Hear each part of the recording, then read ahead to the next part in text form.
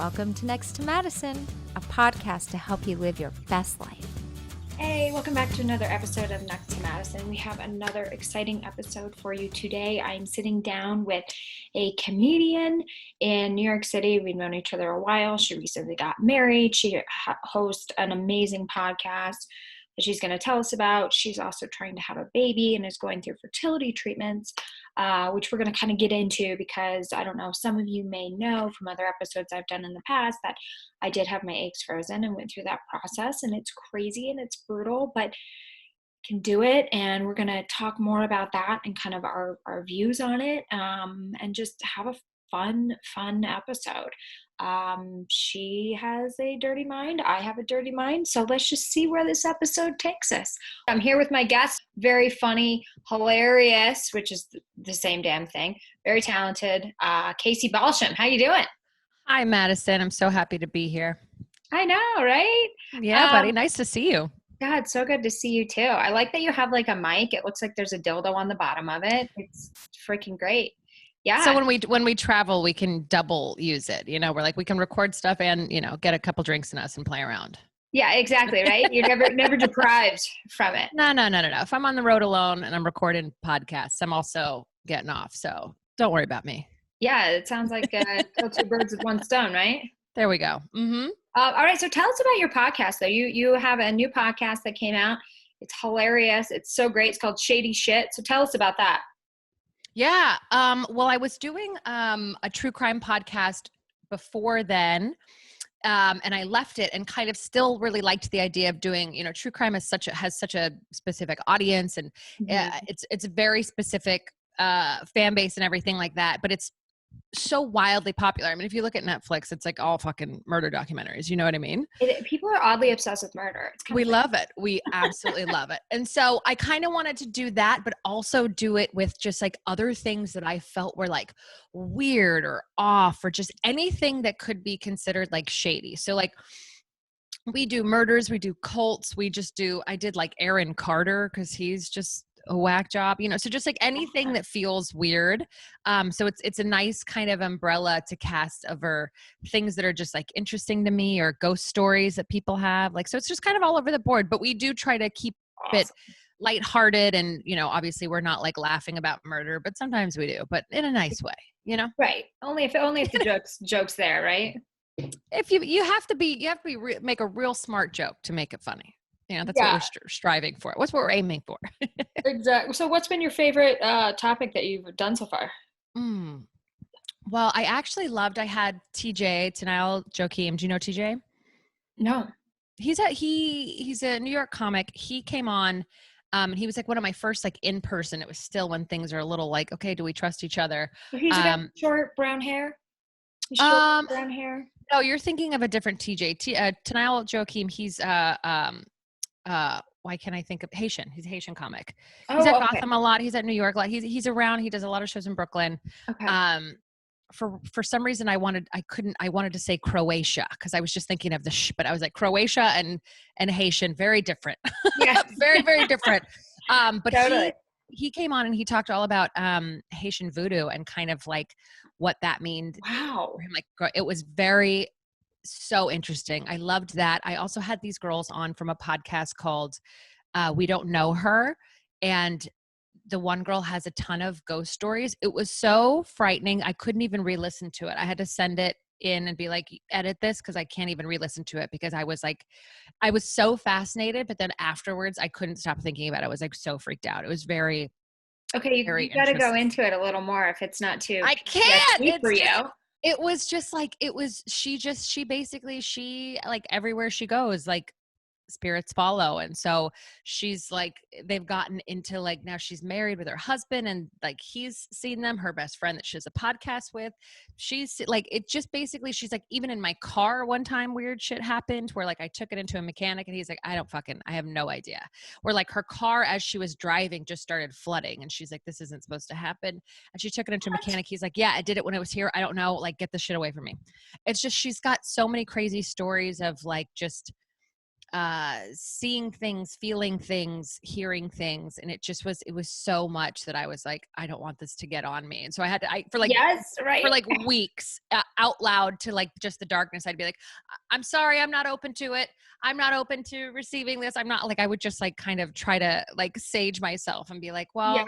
well, I know that not a lot of them aren't bad, but like, I'm just not open to, I'm fascinated by supernatural stuff, but I'm just not, I don't think I'm open to seeing them or that. So it was Yeah. very scary. I was very scared. No, I can imagine. My gosh, I wonder why they latched onto her. Who knows? Who knows? She said it started happening when she was like really young. Isn't that So that one crazy? was really interesting. I also just right before this story broke in the news, I had done a story about the McDonald's ice cream machines. And then Yeah. Oh, yeah, and I had interviewed this guy that invented this, like this guy Jeremy O'Sullivan, who had invented this, um, basically just this like software that could troubleshoot them without somebody having to come to fix the machines. But secretly, the people that make the machines don't want that. They want to come fix it so that they can make more money. So it's a whole fucked up thing. And basically, the ice cream machines, the reason why they use this special kind of machine is because it's supposed to heat and cool the ice cream. So it's the most sanitized and it's like the best. But a lot of the employees, because the machines take so long for this process, and it's so hard to put the machine back together after it, they just found this way that they could like put a little pin in like one of the little things. And so the ice cream's not actually going through this like heating and cooling process. So most of the time the McDonald's ice cream is just toxic and will make you sick.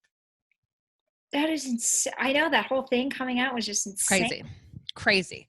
Like the number one priority of these machines is not to make ice cream. It's just to make money. They make it so that whoever owns the machines can't fix them themselves. They have to call the technician from this company, Taylor. It's crazy. It's so crazy. That I know it sounds like a whole conspiracy thing, but what's the difference between a conspiracy theory and the truth? 6 months? Like truly. Yeah, FDA checking into it. Yeah. So like he says stick to hard ice cream. No more soft serve. No more soft serve. God, I just Uh-uh. had Oreo last night. The froyo machines use them too. Just That's think about too when you go to like a froyo place, aren't like half the flavors broken usually? sometimes, yeah. Yeah, it's the machines. They're bad. That is so insane. I know. So stick to hard ice cream or monitor if you do get like soft serve or froyo and you feel sick afterwards. Yeah. It's bad. I'm kind of hoping that happens to me though. So I'll stop eating froyo. I kind of have an addiction. You know what I mean? If I It's just eat so sticks of it, I'll be delicious. good. See, Yeah. but when I do froyo, I add so many toppings that I'm like, I think I just like candy. Oh, yeah. I I do like too. just So buy bad. the gummy bears. Why am I putting them in something cold, hurting my teeth? Just buy the gummy bears. Well, because the cold gummy bears are amazing when they get a little hard. Oh yeah, I love putting my gummy bears in the fridge. A little hard, a Yeah. little chewy. Yeah. Perfect. Exactly. I Wait, also like the mini ones they give you at like froyo places. oh yeah, those are the best. Yeah, they're Let's little go like back tiny to ones. the I want to hear about the Haitian voodoo thing because I used to work back in the day. I would Yeah, go to this like spiritualist right, and he was from Haiti and he would talk a little bit about this and I said, "No, no, no, I'm just here for like meditation and right. stuff like that, calming my mind. Like I don't need to talk about the voodoos because I was kind of frightened of it." But he was like, "Oh yeah, it exists." So what did he say about it? Well, he says like growing up around it because they like kind of believe in, and it's so funny because I forget there was a lot of. Let me actually see if I have my notes. There was a lot of you basically if I remember correctly, a lot of it is trying to just kind of keep the certain like gods happy, the gods of like the certain type of like spirit happy. That's why you do these rituals where you leave food and you do these things because kind of like they could control your health and they could control all this stuff. And if you give them food they don't like, then they could kind of come at you. And some people feel like they get the spirit gets in them. And I'm absolutely butchering what this was because I it was like one of the first ones I did. So Yeah. it was months ago. Um, but he tells a crazy story about like a woman that lived across the street from him that his parents were like, she's a witch. Like she practices magic. Like, let's not talk to her. And then they saw a black cat in their house. and then the dad like hit it, and then the lady had a limp the next day. Like there was like crazy shit like that where you're like, what exactly? Like when he tells the story, you're like, I believe it. I believe it. Like Yeah. if you would have told me that a lady is a cat, is a cat is a lady, I'd be like, what are you smoking? But like, it's crazy. Because that's kind of where like the whole black magic thing came from. Absolutely. Well, like in Haiti is like where they do this stuff. Yeah. It's like it's I forget if they do like because you know like black magic and white magic, like black magic is like the bad stuff and white magic is like the good stuff or whatever, but there's a lot of that, and but the root of it also is that it was because basically like French colonizers like came and took over Yeah. the island, and they brought with them like Roman Catholic, like, no, not Roman Catholic, but they brought with them some form of like Catholicism. And so there are some principles of it that are rooted that have like Catholic roots. Like there are still, which I mean, a lot of Catholicism too is just like keep them happy, you know, like don't do anything to offend God, or don't like, you know, like for if you've done something bad, you got to like apologize and things like that. So there's some of those wrapped in there too. And again, I'm absolutely butchering what it was because I did it so long ago, but it was very, very cool and interesting, and it's still practiced heavily.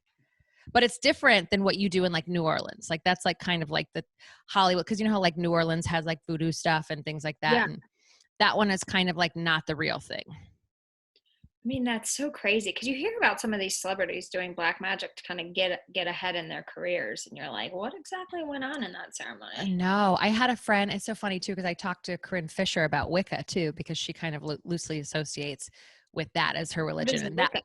so it's like basically like witchcraft, but it's a very Wicca was an interesting one as well because it's so not what you think of, which is it's basically just like kind of giving energy to the world and to the earth, and kind of more just like uh like like women getting together and just kind of like singing or chanting, but it's because they're Right. like putting energy into like endangered species or like trees or something like that. Like it's kind of crazy. Like it's very misunderstood, and it's not about like using it for evil at all, because they really do believe that like what you do, if you do it something bad, it comes back to you threefold. So like Yeah.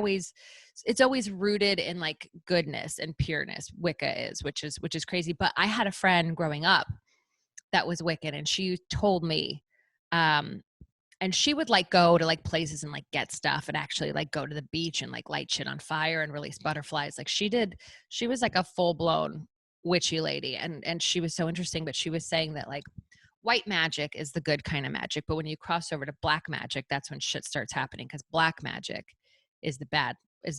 That's when you're like, that's like when you get into like the craft type stuff. It's so insane, I right? know. I know. It's all fascinating. It's all interesting to me Yeah, because because it's different. I had heard a rumor that Howard Stern had done black magic. But Oh, I say really? rumor because I have no guaranteed proof. I haven't talked to him physically about it, obviously. I don't know him. Right. So I say rumor, but we don't know. Yeah. We don't know. We don't And know. But Beyonce apparently, was the other one black I magic, heard. bad, white magic. Okay. Yeah. I was like, Yeah. what's going on? It's just a Yeah. crazy, crazy world. But anyways, you recently got married. I did. So we had our wedding. We were supposed to get married last May, Yeah. obviously, COVID, everything. And then we were going to get married in the fall, but COVID, all that stuff. And so this was our third date. And honestly, I think we hit the buzzer again, because I think with the Delta variant, they might, things are getting a little bit wonky again. So we just said, let's fuck it. Let's pull the trigger. Let's do it. Yeah. But we actually got legally married last year in I August. remember seeing those pictures. Yeah. Yeah, we rented a convertible and a lady married us in a car. We wore 80s clothes, and it was really fun. And then we just went to dinner. Fun.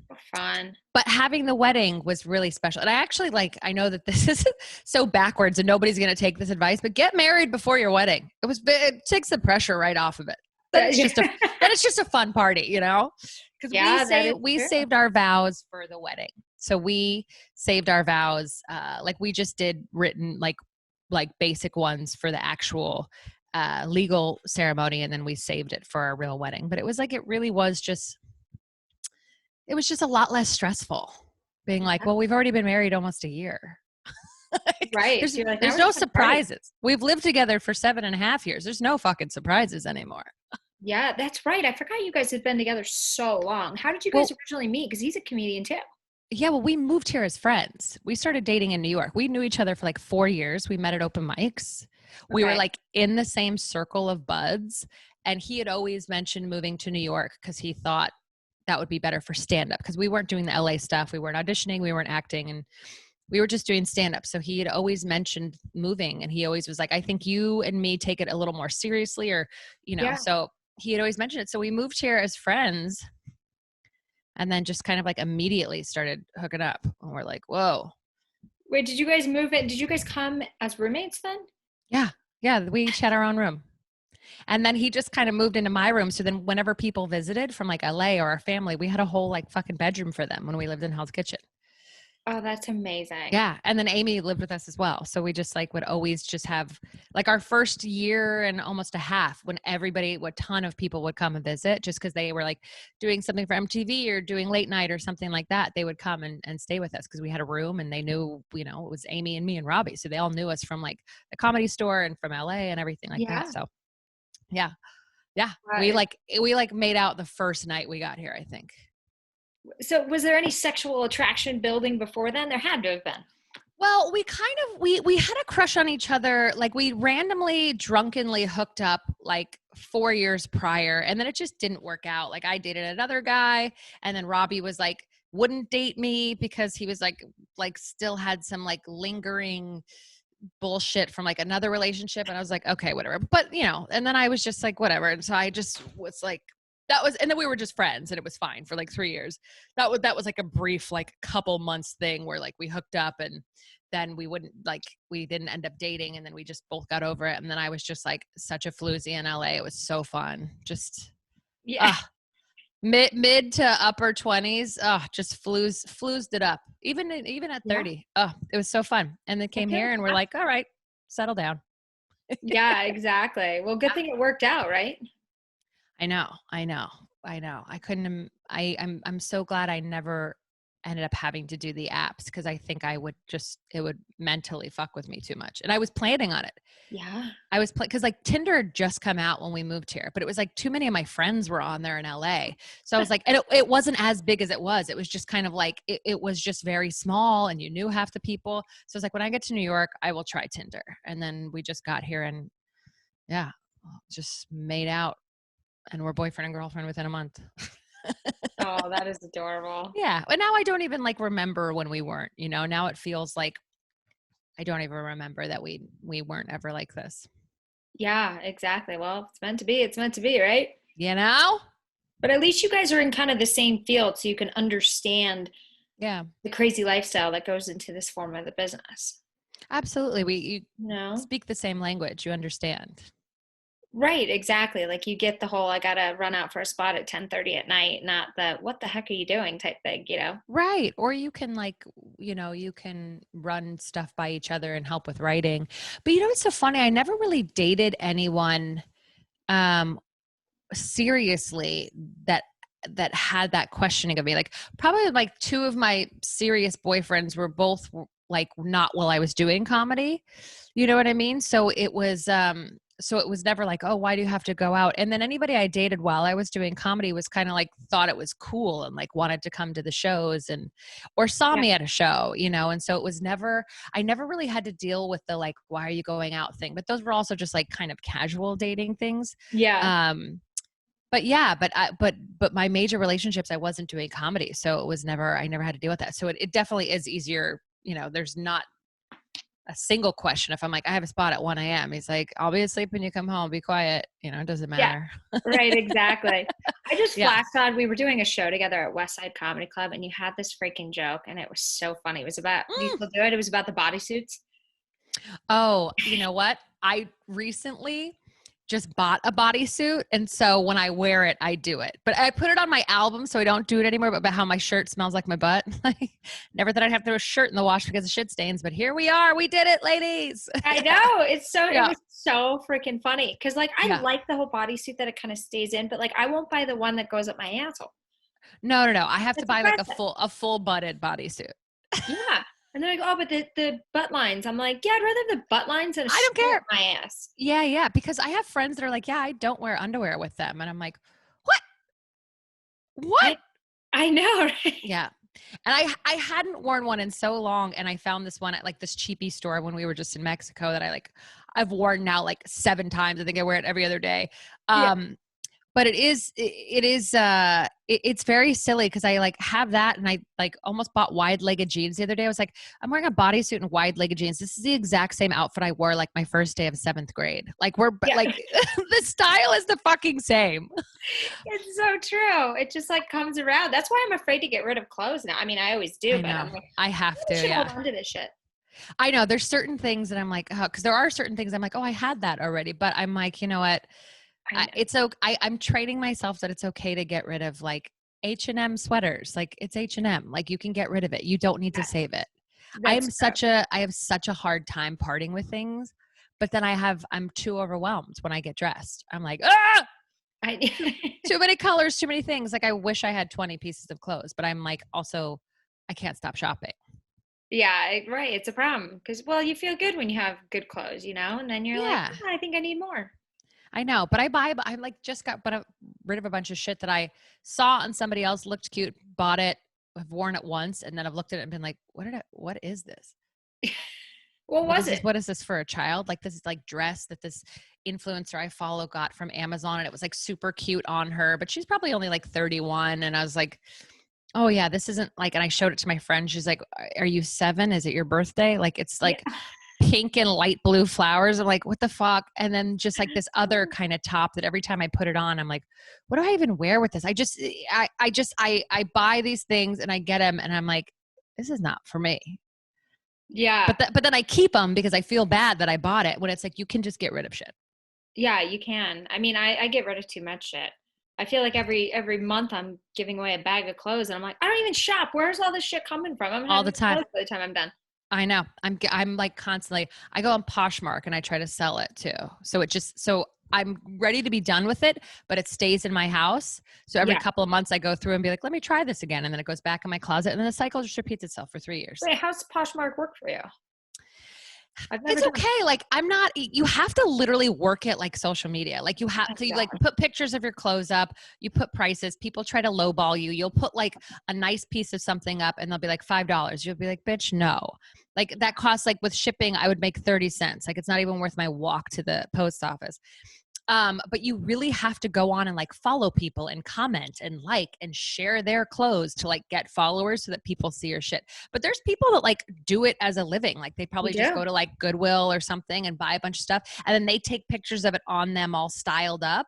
And then so they sell more, which is like something I keep saying I'm going to do. I'm going to just like hire a skinny friend to like put it all on and I'm going to take a bunch of pictures of them.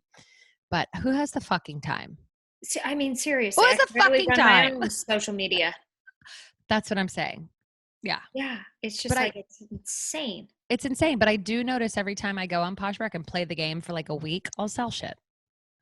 Ah, so it does Mm, work. it can. I have a shirt that I still have the tags on, and I think I lost the receipt, and it's one of those stores you can't take it back. Hmm. I'm like, oh, do I just give this to like my sister-in-law, which would be a nice thing to do? Not that she Yeah. needs the money; she's more than fine. Or do I try to sell it? Now she would say, go ahead and sell it, but I'm Yeah. like, that's a lot of effort. Is it a nice shirt? It's okay. It was like $108. It's okay. Yeah, you could put it up on Poshmark. Or you could put it. There's also things called like First Dibs and the Real where they take stuff, or you could Yeah, send it's it got tags to. on it. It's brand new. Yeah, they like when it's got the tags on it. Yeah, they do, right? I, s- They I, love. I sell a lot of my clothes too. I don't even know if you call them selling it. They just choose what they pay you. The what's that Goodwill store that you send shit thread up?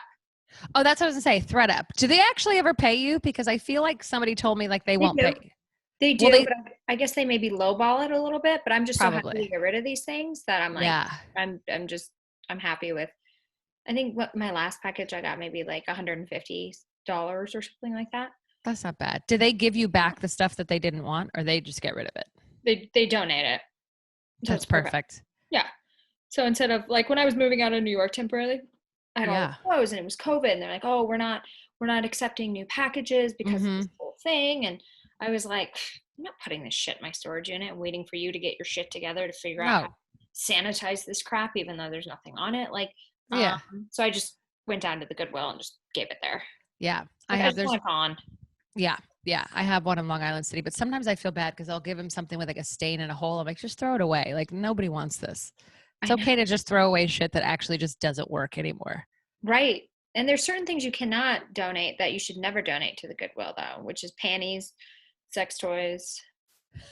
See, I've dropped off a couple bathing suits where I was like, I've dropped some eggs in this thing. I probably should just throw it away. What do you mean eggs in this thing? You know, in your bathing suits when you like get the little like the yellow stuff, and you're like, why? When you're dropping eggs, when you're like ovulating, and you're like dropping shit. I was like, what are you talking about? What do you mean eggs? I'm like, you taking shits in your bathing suit? No, because like my friend has sent me like her old bathing suits, and I'll be like, Rory, there's like crotch stains in this, but like she's always like, she's very fancy, so all her shit's really expensive. So I'll be like, oh, should I keep it? And I'm like, it's got fucking crotch stains in it. So I'll send it to Goodwill when I'm like, I should just throw it away. But it's like a fancy suit, so I'll be like, here, do you want a suit with fucking crotch stains in it? You're welcome. That is hysterical, right? Sorry, like, Goodwill. Yeah. Sorry, Goodwill. There's some eggs are dropped in it, but it was like pretty expensive. That is hysterical. So let's switch gears to that though, because eggs? you were married. Well, you were trying to get pregnant for a while, and you went through. Are you still trying? Because you were going through the fertility treatments. Mm-hmm, mm-hmm. Yeah. So we have been trying to get pregnant for 4 years now, and Wow. I know. We did right when the pandemic started. We did 4 rounds of IUI, which is just basically when they like give you drugs to kind of make your eggs a little more like bigger, and they control when you drop them, and so then they control when you drop them. So when you ovulate, and then they shoot the sperm in past the cervix. So hopefully, and they get you all good and ready for the egg and the sperm to meet, and then they just have to do their own thing. And ours didn't do our own thing. They just didn't. They didn't meet in the middle. But we did that 4 times, like literally March, April, May, June of the beginning of the pandemic. There was nobody on the streets. Nobody in the subways. We were terrified going into the doctor's office with like full on gloves. And my doctor, I loved him, but he was like, I don't believe in this. So like they were open. Like most fertility clinics closed during this time. But he was open. And so we went, and it didn't work. So we started the process of IVF, which is you take a bunch more drugs that were so expensive. I did not plan on spending 12 grand on the drugs. Yeah. But that's how much they were. Mm-hmm. Because I had to take like the high doses just because I'm older, I think. And so they give you all the drugs to like give you a bunch of eggs. So they just fill your ovaries with eggs. You're a fucking Tyson chicken. You're stuffed. Yeah. You're stuffed with eggs.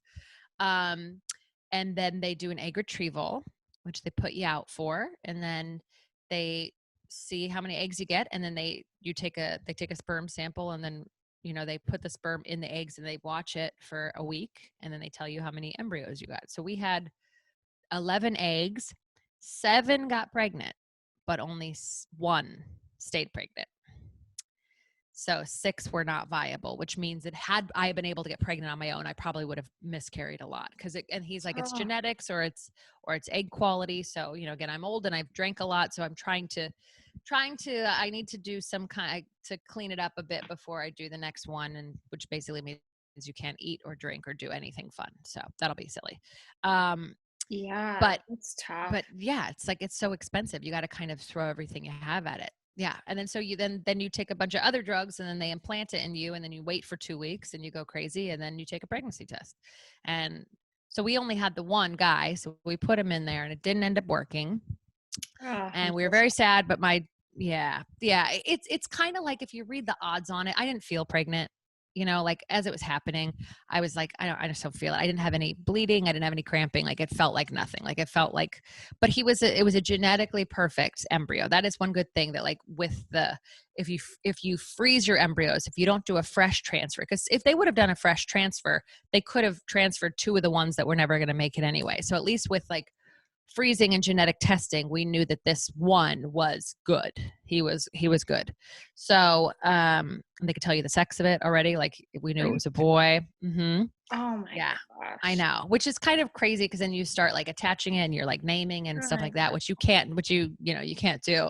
Um, but our doctors' offices are incredible. They're just like, we want you. I went with a smaller office. There's a lot of really big, popular ones in New York.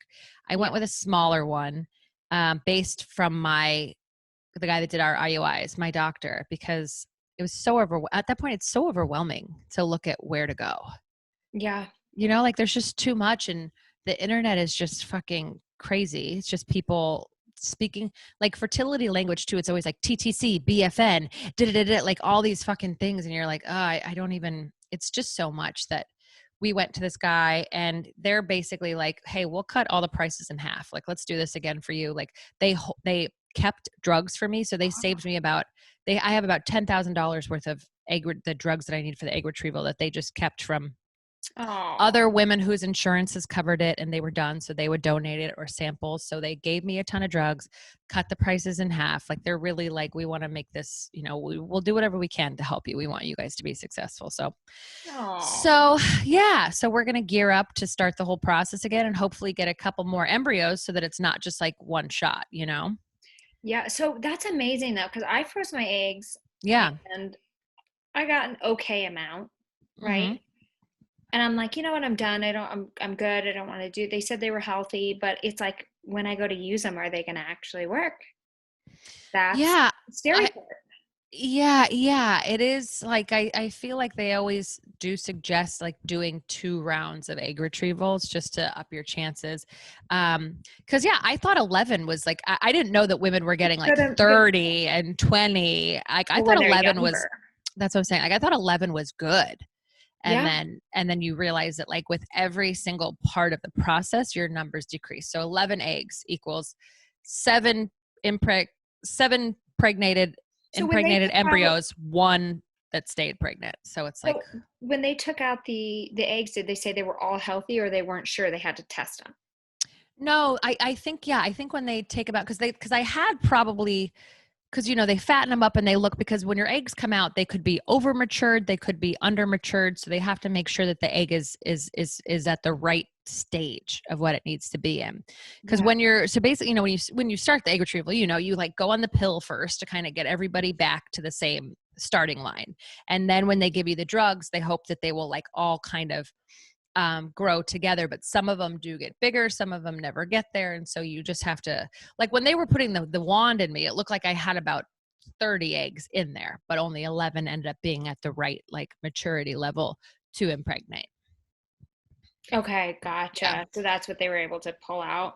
And then they take the sperm and they put it right on in. But it is crazy that we did get 7 pregnant, which means that we can get It's pregnant, but insane. it's Yeah. just my egg quality or genetically that just 6 of them were not going to work. But the one that did was really good. So that's always like he said that's a really positive thing, like that the one was like genetically perfect. So there's Yeah. hope. It's not like we can't get him pregnant. But of course, now that I know these numbers, the second time I go in there, it is really scary to think like, okay, what if we get 10 eggs this time and what if we don't even get 1 embryo? So I Yeah. don't know. I got to It's do it's something hard.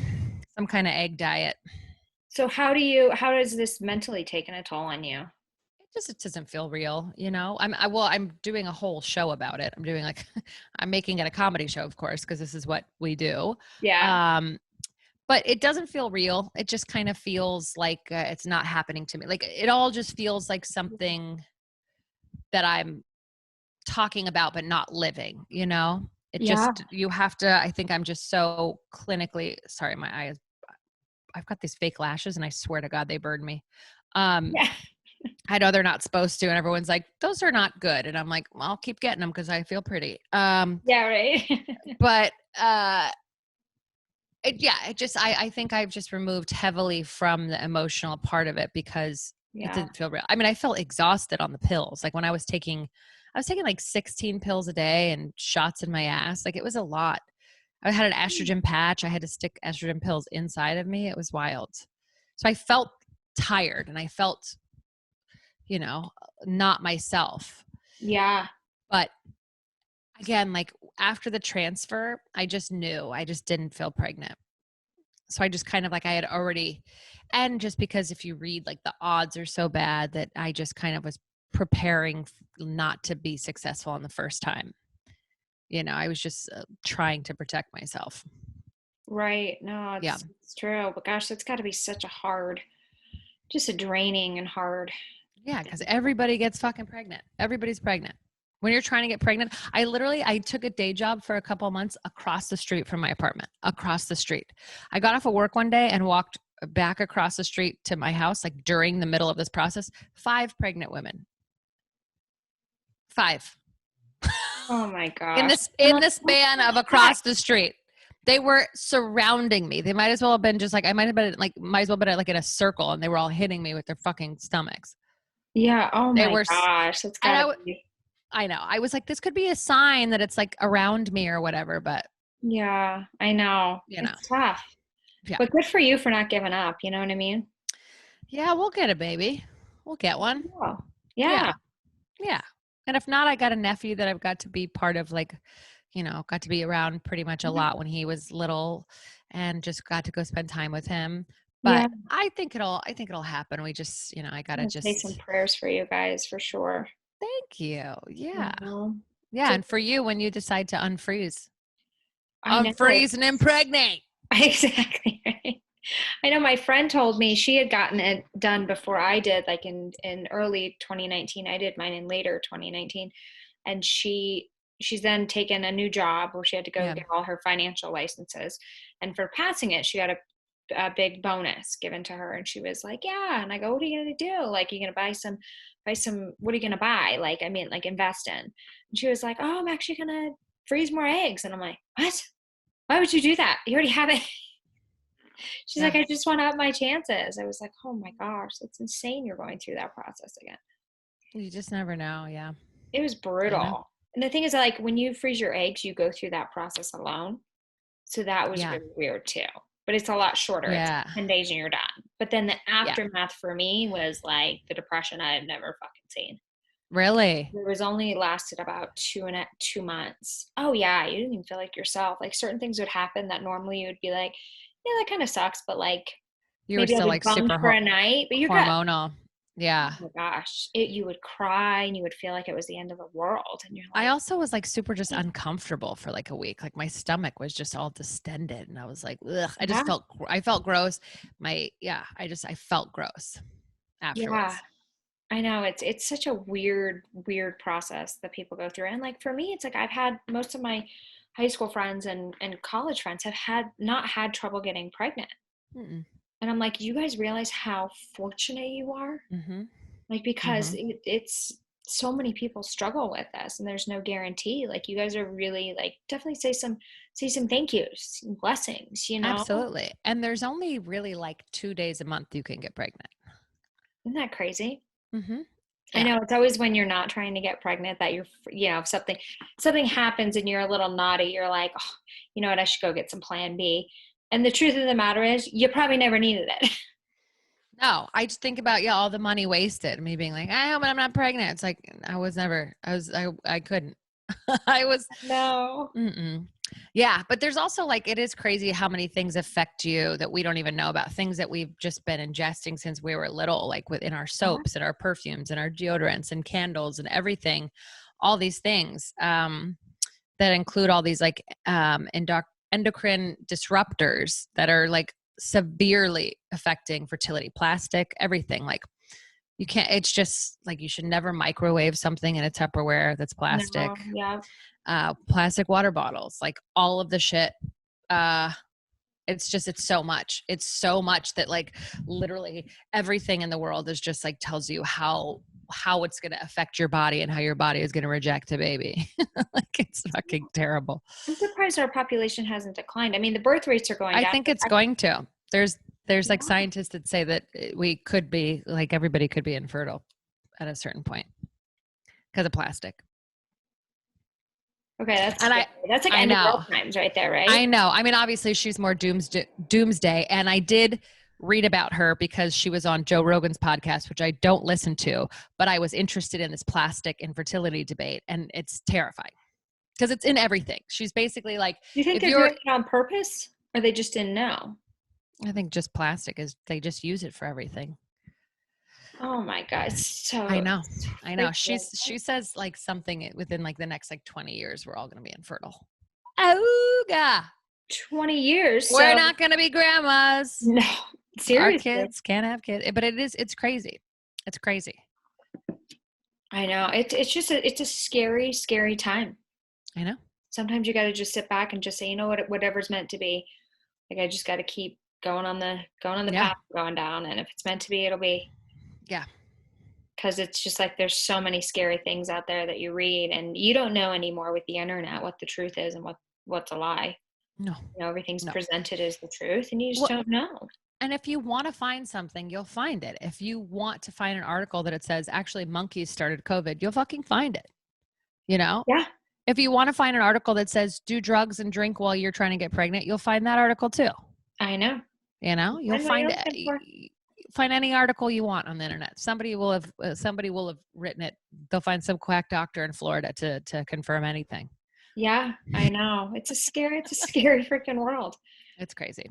It really is. So you're at least putting this into your comedy and making light of the situation, which is a positive Yeah. thing to do. Yeah. Well, because I find that there's so many women that are going through it that it, and you know, there's women that did comedy specials while pregnant. So it's like, fuck it. Why not do one about how I can't get pregnant?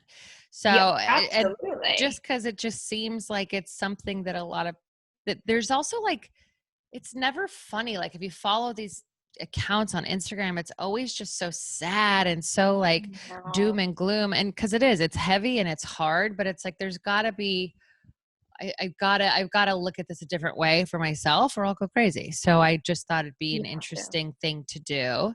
Um to try to make light of it. And the show it will also have some like personal things. Like it's not going to be all like yucks. There'll be a little bit of like my story and my thought process and like what I was actually feeling through things and stuff like that. But yeah, but at the root of it, like I want it to be funny because people going through this deserve to like have a laugh about it because it sucks. Absolutely. So is this going to be Yeah. like a one woman show? Yeah. So I'm doing it on October 26th at the Triad in New York. Oh, very exciting. Yeah. And so it'll be stand-up-y, one woman showy. It'll be a mix of everything. It'll be fun. I Oh, think it'll be fun. I hope. I'm still oh, writing it yeah, because right. I needed to book the date. I needed to just give myself the homework, you know? Yeah, exactly. Yeah. Because it is, but that's quite a skill that you can take something that is so personal and hard and make light of it. Yeah. Very That's what I'm unique, trying unique to, you skill. know? Yeah. Yeah, Yeah. because and they say like comedy in general comes from some sort of pain, so to say, but this feels like a different type of pain. Yeah. I just Mhm. wanted something that if anybody could connect to it. And I have had like older women come up to me after shows and just like hug me or just people tell me that they're like Oh, thinking about a baby or other women just coming up and telling me their like issues with IVF and stuff. Like I had this girl come up and I think she was English, but she's like, you know, I had to go.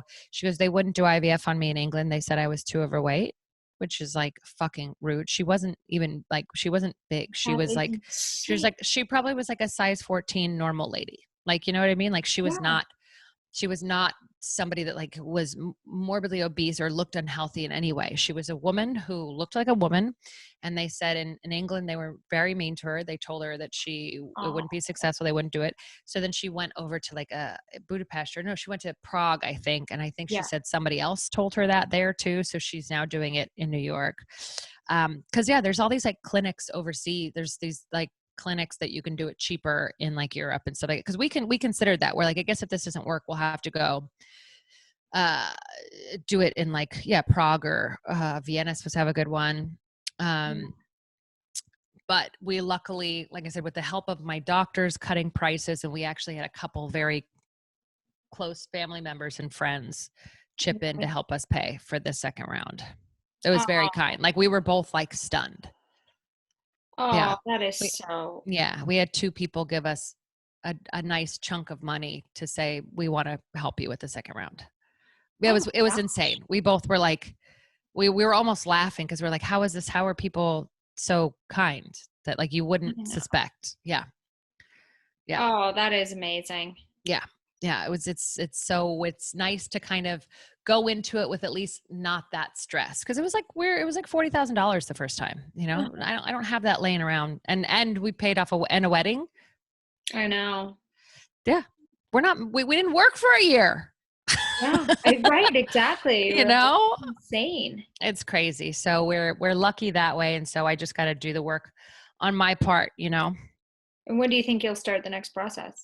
So it all depends on, when you get your period. So my dad is coming into town, and we're going to the Dominican Republic for a couple of days to an all inclusive. So I feel like it's Oh, just so fun. hard to do any kind of, yeah, I'm excited, but it's just so hard to do any kind of dieting. And then, so I'm going to see when I get my period in September, but I think I would like to give myself a good amount of time to do some like elimination diet to try to get the eggs all nice and polished up. But Yeah. again, I don't really have that much time to wait. I'm 39. I'm 39. I'm 39 and a half. So it's just like, Yeah. how much further am I going to wait? But I also don't want to go into this process not at the best part, like Yeah. not the best I can be. So it's just, it's a this is the mental warfare. And then I feel bad. I got an egg and cheese English muffin today, and I'm already feeling bad about it. Like I'm supposed to be eating nothing but berries and coconut yogurt and drinking broth. And it's just like, fuck it, Jesus Christ. I know, you gotta live too. Well, they do say that sometimes when people can't get pregnant, they book a nice vacation. They say, well, fuck it, we're done. And they give up. They're done in their mind. And then they go on vacation and they get pregnant. These are Or all folk tales, or they fairy adopt tales. kids because they can't get pregnant and then boom. So sometimes, like, if you just, especially when you go on the vacation, just don't think about it. Just have fun, fuck a lot. You never know. You never know. You You never never know. know. You You know? never know. I know. Although it feels like, you do see, yeah, so much tracking about these times when you can get pregnant that it would, like, I told Robbie, I go, at this point, if I got pregnant naturally, I would be so pissed off. I'd be like, what in the actual fuck? I'd be like, do you know how much money I spent? And then you're just telling me that good old fashioned fucking did it? Come Yeah, on. right? Exactly. Well, maybe you guys need to I'd be do so more. upset. I know. The other thing I've heard too is I had a friend that she didn't get married till she was 41, and then she's like, we're gonna try right away because the timing, and she would take her temperature, and like Oh something yeah. the way you get pregnant. So like she would take her The temperature a lot. basal body temperature. Mm-hmm. Yeah, if it was up, then she would just like he would just dump inside of her Mm. like a dumpster fire. Yeah, but see, I think Right. 2 days straight. yeah, that's because we've tried during the ovulation, because you can Yeah. also see like when your mucus, like I said, when you're dropping eggs, like when you're Yeah. ovulating, it's when you get the egg whites coming out of you. That's you're dropping eggs. That's Yeah. it's time to go. Well, It's that's what's time. happening. I never knew that. Yeah. Yeah, those are your eggs. You're dropping. You're fertile as fuck.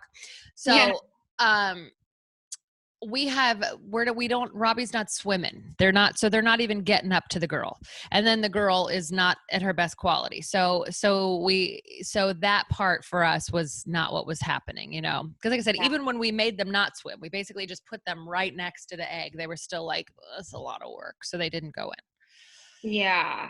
Yeah. Oh, So or they did, and it was just bad egg quality, and it just didn't stay, yeah. Well, it could have been like a chemical. I'm going to say a lot of prayers.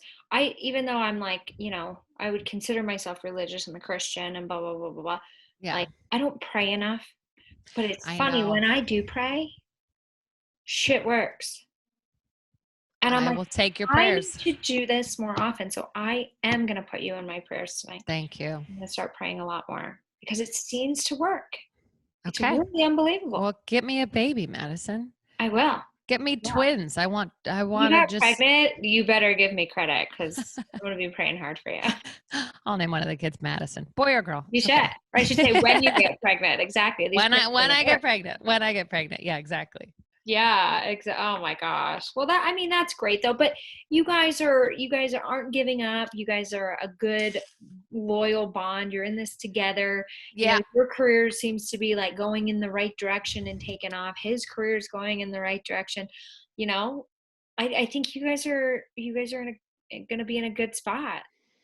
Yeah, I'm hoping that the timing is right, and I just keep Yeah. trying to tell the baby, like, we're ready for you, man. Like, we're coming for you. So just like, we're ready, you get ready. Like, we're coming.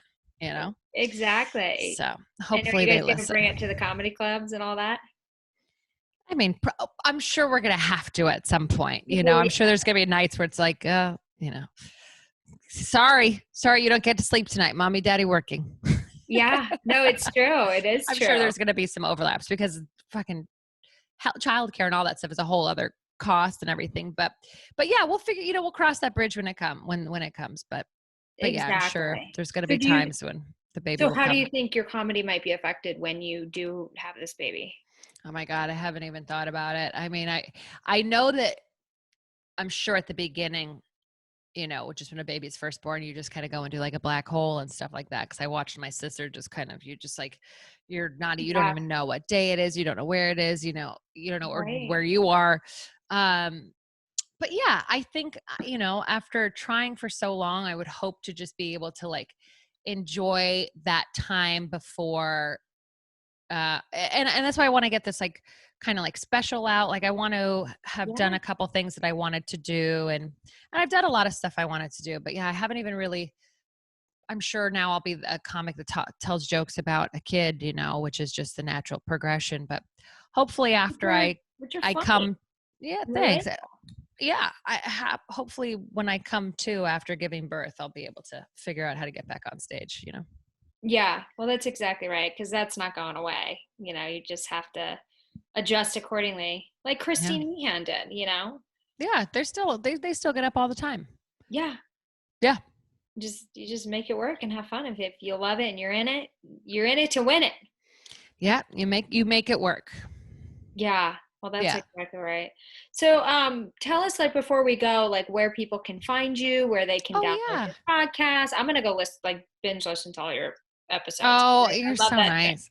I Oh, love thank you. Yeah, it's Shady Shit. It comes out every Friday. You can stream it wherever you get podcasts on Apple, on Spotify, Stitcher, wherever the other podcast sites are.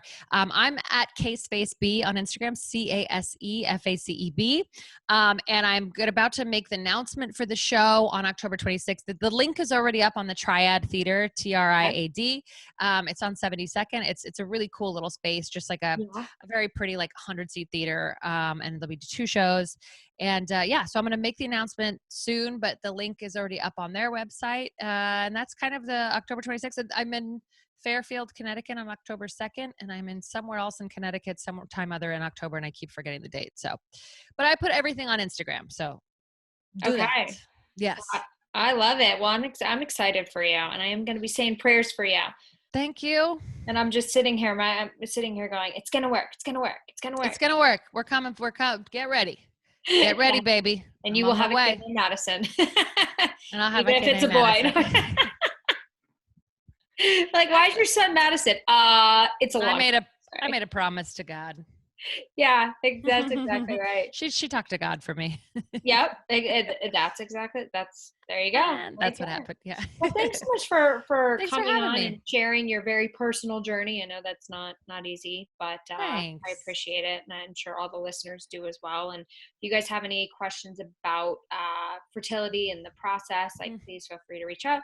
I can put Yeah, you in touch with Casey. I can talk to you absolutely. about my stuff I've gone through. Yeah. But We should be talking about it. We should be yeah, talking about it a lot more yeah. than we do. And always remember, you're not alone. There's always places you can reach out, and somebody's going through it, and get that support system, and keep the faith, and that's all you can do. Well, I appreciate you, Absolutely. Casey Balsham. Thank you so much, and everybody listening, wherever you're listening. Thanks again for tuning in to another episode of Next to Madison. We'll see you next time to find out who's next. Hey, your host here, Madison Malloy. Please make sure to subscribe to the show on all podcast platforms, and please rate and review us on iTunes and Spotify. Also, if you have any questions or comments, you can email us at contact@nexttomadison.com. I thank you again for listening. Bye.